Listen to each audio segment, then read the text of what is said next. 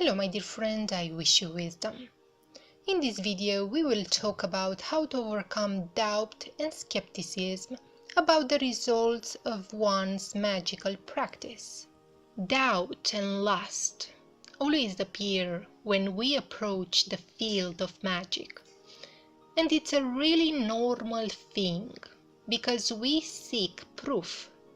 I've been there, and I totally understand when people ask themselves, after a candle spell or any ritual, how these things will come to pass. The short answer to this question is sincere intent. But many people will not understand this short answer, so let's dive into a more detailed answer. There is this phrase that we hear time and time again, that all is energy. We understand that at an intellectual level, but because we can't see with our own two eyes this statement, all is energy, we cannot fully know that as truth. Simply because we didn't experience the proof of it. We all have an amount of energy and 24 hours per day at our disposal.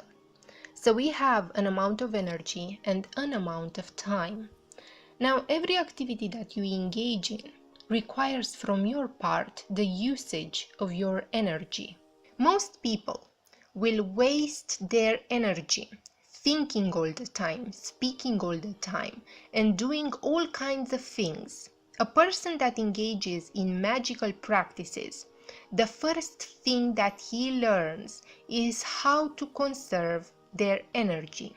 And the most insanely simplistic way to conserve energy is to silence yourself. And it is said that because we lack energy, we cannot perceive other things, we just perceive this world.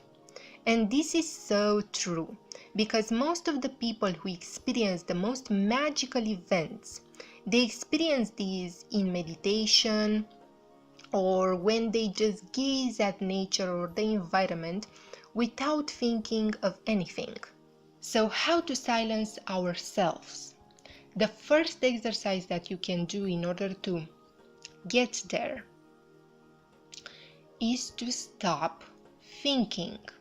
I'm not trying to say freeze your brain, because the mind and the feelings and the body and everything, these are a powerful tool. Okay, so I'm not saying that the mind must be shut down, because that's not the idea. If you enter into a meditation right now and you try to stop your thoughts, I don't know any steps to give you in order to stop your thoughts, but I think you will understand how to do it when you enter into the meditation.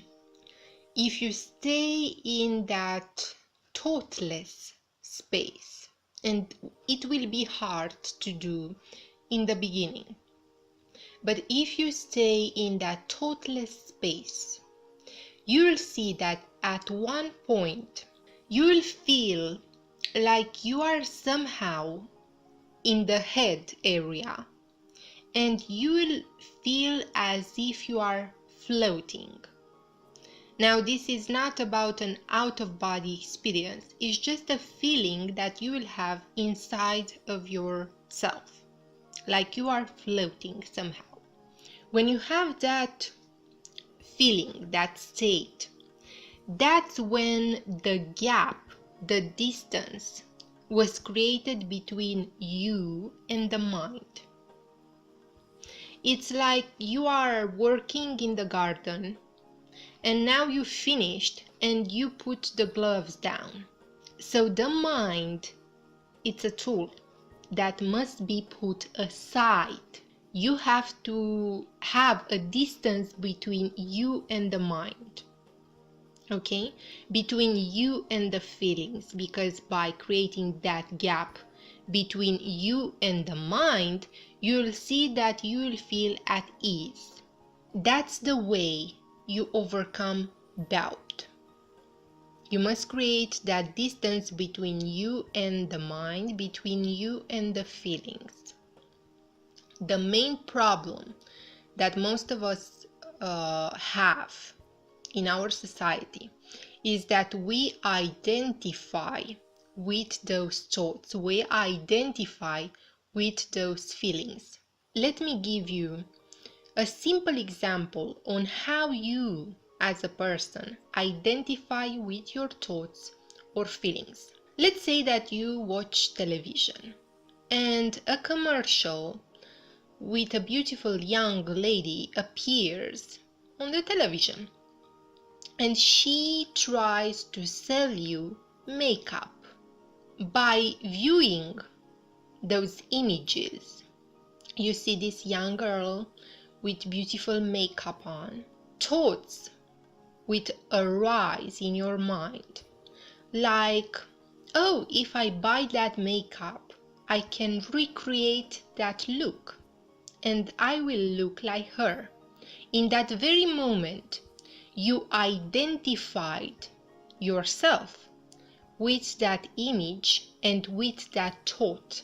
But if you created a distance between you and the mind, that image cannot have any influence over you, because you'll observe the thought will still rise. But now you are able to control it and look at it. Okay, so I'm not this thought.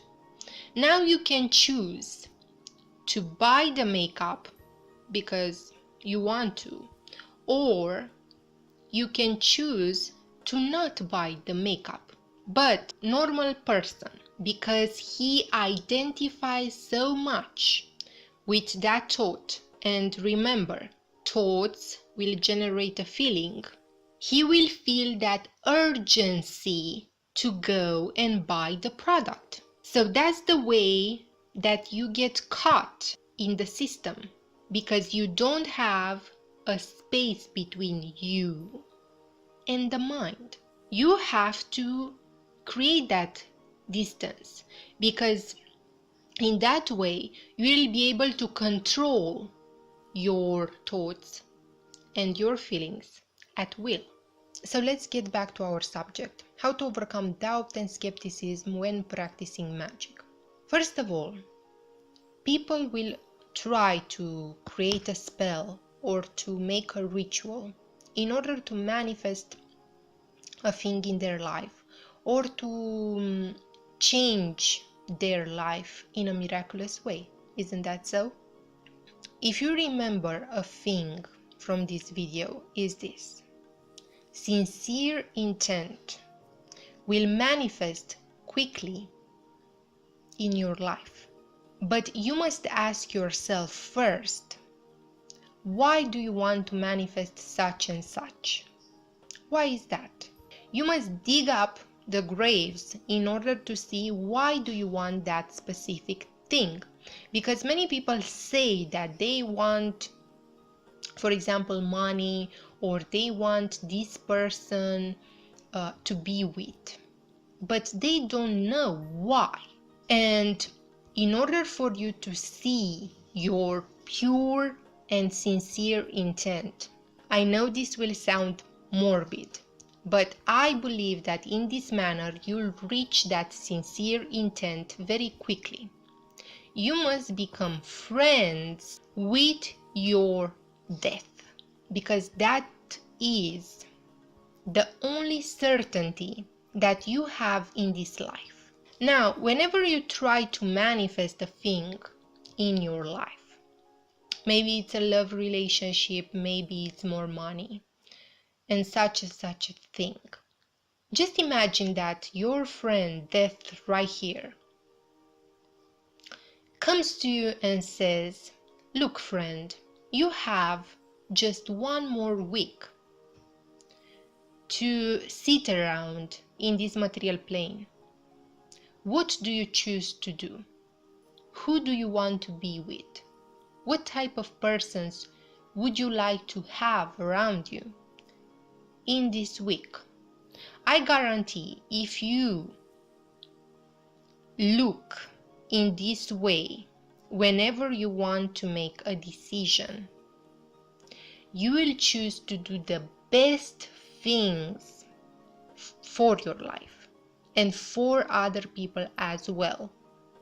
This will push you to see your purest intent. And let me share with you an example here. For a long time, I really wanted to have an out-of-body experience. And I tried many guided meditations. I've read a bunch of books, many techniques. I don't remember how many I've tried, but I've tried everything and nothing worked. Nothing worked. And that was the day in which I discovered the power of the pure intent. I just sat down on my bed and I asked myself, if I die tomorrow, do I want to have this experience in my life? And I thought about it for a moment. And I said to myself, yes, I really want to see how this thing that everyone speaks about feels like. I really want to see this right now. Because you see, you must investigate what's your purest intent when you want to manifest a thing. And then you have to speak it, to voice it, because you must spell cast. Okay? Your voice, it's a powerful tool. And I said out loud, I really want to have this experience right now. Very calm, but I felt it in my body. When you have that pure intent, you will feel it that will manifest. It cannot resist you. And I lay down on my bed. I started to relax my body. The next thing that it happened, I don't know how it happened. I was on another room of my house. And obviously it was very weird. I got very scared, but it happened just by voicing a pure intent. Just by doing that. But it scared me. I mean, it scared me so hard that I don't know when I will do this again, because it was, I don't know, weird, and it was just overwhelming. But that's the power of pure intent. And after I've experienced that, I've tried many other things to manifest with this pure intent. And at the end of the day, it's stupid how simple yet complicated is to achieve that sincere intent without the shadows of fear. Friends, a piece of advice. Some of you will be blessed with teachers.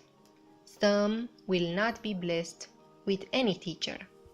But at the end of the day, the best teacher that you can find on this planet is yourself.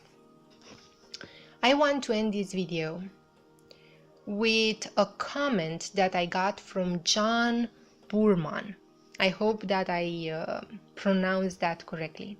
He said this so perfectly. He said the following: